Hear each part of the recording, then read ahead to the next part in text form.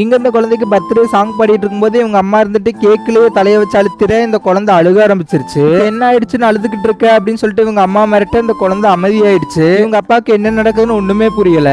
அப்புறமா அடுத்த நாள் இந்த குழந்தையோட மூஞ்சிலே தண்ணி ஊத்திருந்தாங்க இவங்க அம்மா, எதுக்காக என் லிப்ஸ்டிக் எடுத்த அப்படின்ட்டு. அப்புறமா அவங்க அப்பா வந்த வெட்டி இந்த பொண்ணு ஓடி போய் அவங்க அப்பா கிட்ட நின்னுடுறா. அப்பாவும் என்னாச்சுன்னு கேட்க என் பொண்ணு கிட்ட நான் விளையாண்டு இருக்கேன் அப்படின்னு சொல்லிட்டு அவங்க அம்மா கிளம்பிடுறாங்க. அடுத்த நாள் பாத்தீங்கன்னா இந்த குழந்தைக்கு இவங்க அப்பா ஊட்டி விட்டுட்டு இருக்காரு சாப்பாடு. அவங்க அம்மா வந்துட்டு ஏன் என்னாச்சு நீ சாப்பிட மாட்டியா, உனக்கு தான் கை இருக்குல்ல அப்படின்ட்டு கேக்குறாங்க. அதுக்கு இந்த குழந்தை நான் தான் அப்பா ஊட்டி விட சொன்னேன்னு சொல்ல, அப்ப நீ சாப்பாடே சாப்பிட வேண்டாம் அப்படின்னு சொல்லிட்டு கீழே தூக்கி போட்டுறாங்க சாப்பாடை. உங்க அப்பாவை ஏன் இப்படி பண்றேன்ட்டு கேட்க இவங்க அம்மா இருந்துட்டு உங்க பொண்ணுகிட்டயே கேளுங்க ஸ்கூல்ல என்ன பண்ணான்ட்டு அப்படின்னு சொல்றாங்க. உங்க பொண்ணு வந்துட்டு ஸ்கூல்ல டெய்லி ஒரு ஏழை பொண்ணை பத்தினா வம்புழுத்துக்கிட்டே இருக்கா. அது மட்டும் இல்லாம அந்த பொண்ணுகிட்டயே போயிட்டு மீன் விக்கிற அவங்க அம்மாவோட பொண்ணு தான் நீ எல்லாம் எதுக்கு ஸ்கூலுக்கு வரேன்னு சொல்லிட்டு டெய்லியும் டார்ச்சர் பண்ணிக்கிட்டு இருக்கா அந்த குழந்தைய. இவங்க அம்மா வந்துட்டு இதுக்குதான் நான் உன்னை ஸ்கூலுக்கு அனுப்பிச்சனா அப்படின்னு சொல்லிட்டு கேக்குறாங்க.